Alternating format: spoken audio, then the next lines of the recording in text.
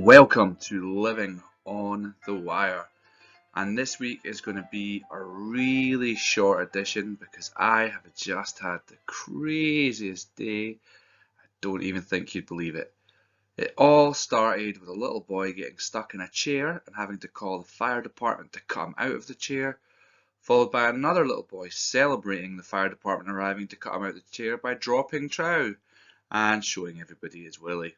So that is how my day started, and on the back of a week where I've had parents' evenings and a crushing defeat to Ross and the Gators, there's going to be a little bit less celebration and inspiration around this episode.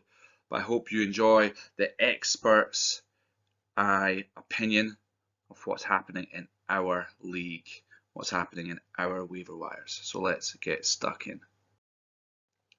First of all, we've got the big bid boys. Big bid boys, we've got Mac Hollins. Mac Hollins, who has been pretty much filling in as the third receiver in Vegas. Adams not really getting as many shots his way as you'd expect, and with Hunter Renfrow having taken a knock, it looked like a promising bid to put in.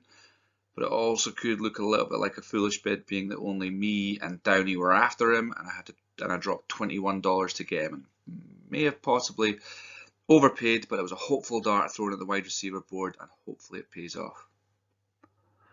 Then we've got our second big bid boy, Zay Jones. Didn't spend very long off the waiver wire after getting dropped, I believe, by Steve last time round for his pickup. There was two bids popped in there for him. Another bid in there for Downey, I believe, who was trying to pick up a wide receiver as fast as he could, but again was beaten to the punch as Telfy managed to add him to his roster for the Sea Snakes.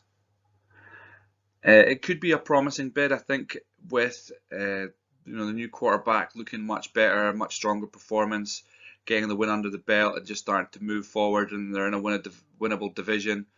It could be that he's getting to see a lot more of the ball as the season goes on as well, and maybe Steve will be wishing that he'd hung on to him just a little bit longer, but you never know. Time makes fools of us all.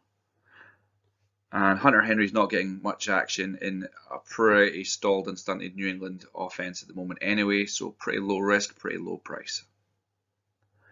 Next up, Keith's obviously scooping up a backup quarterback in Matt Ryan, as the Colts are starting to look a little bit better, improving very slowly, managing to actually pick up a result, surprising result at that, and Matt Ryan just starting to throw the ball a bit better and work a bit better in that team.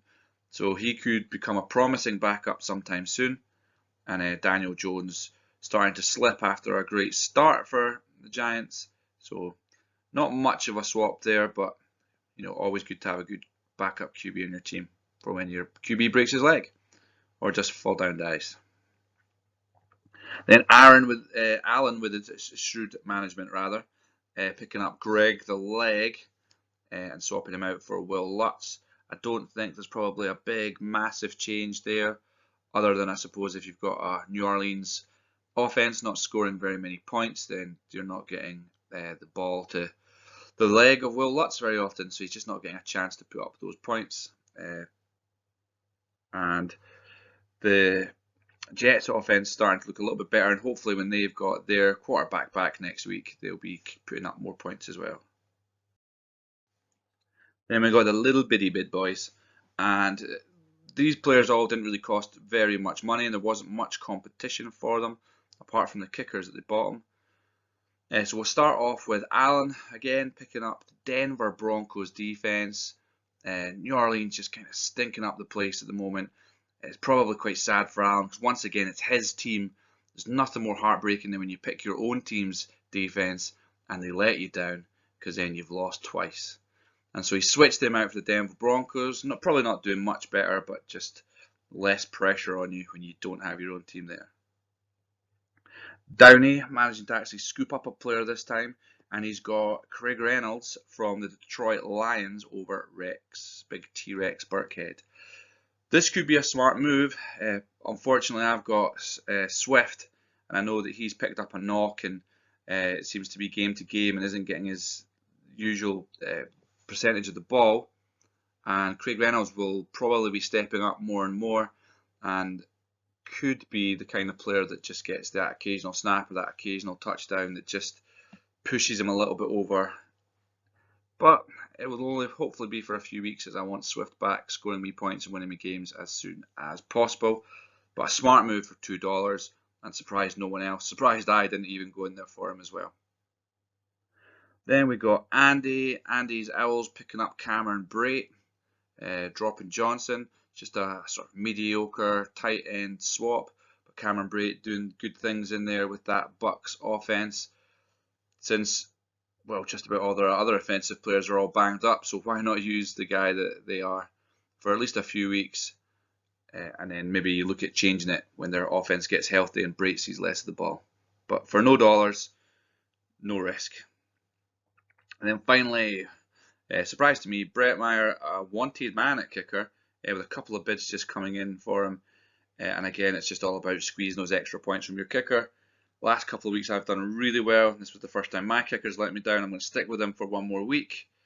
But if you've not got a reliable kicker, you're just looking for the best matchup you can to get as many points as you can.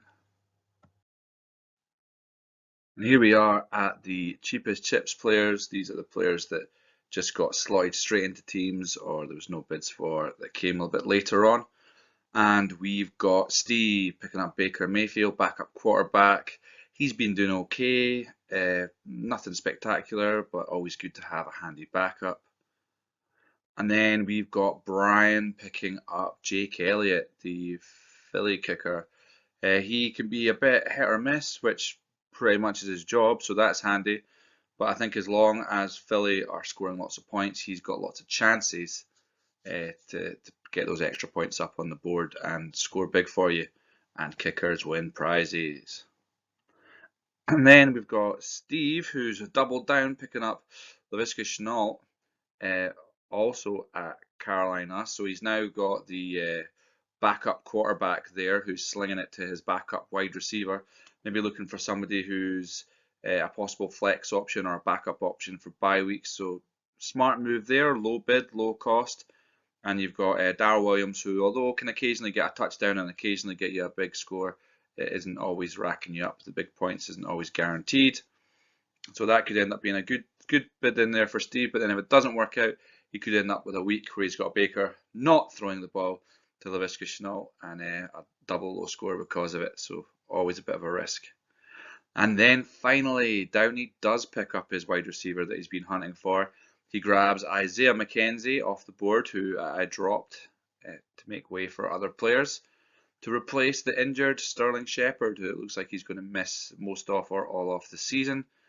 And Isaiah McKenzie could be a smart bid for Downey as well, picking him up for free. The third receiver out there at Buffalo, and when teams decide that they're going to make sure they're doubling up coverage and making it difficult to get the ball to Diggs or to get the ball to Davis, you'll find that they will quite happily sling it out to McKenzie, and he's got a high upside when he manages to catch some of those touchdown passes as well. So he could be a handy player for Downey, who, despite missing out earlier on, managed to pick up his wide receiver. So here we are onto the awards page. We've got Big Spender of the Week. It was myself picking up that spare wide receiver, hopefully to use in my flex. It turns out I probably could have got him a lot cheaper, but was just excited to have that little bit of change to the team, a little bit of freshness. Hopefully move on to smashing Keith next week and putting the woes of this week behind me. But then, isn't that everybody's plan? Ross again in there for saving up, as he's not only got the original $100, but the extra money that he picked up in the trade. And then finally, and I'm not just being lazy, the reason I've got Andy Downey there with the Dalwhinnie Dragons for the You Tried award is because he did have to try quite a few times and fail quite a few times to pick up that wide receiver that he was looking for. So a couple of bids, well short of the mark, failing to pick up those first few players, and then having to pick up Isaiah McKenzie later on. That being said, it's working for you, Andy. Your team seems to be getting better despite all these injuries, but I hope that doesn't last too long, and I hope that by the time I face you, your team's in bits again. Okay, everybody, that was a quick zip through. Hope I didn't miss anything out. As I say, long and stressful start to my day. Again, I'm going to wish you all luck, except Keith, who I'm going to smash to pieces, and Jago because fuck you, Jago. And I'll catch you all later. May the fantasy gods be kind.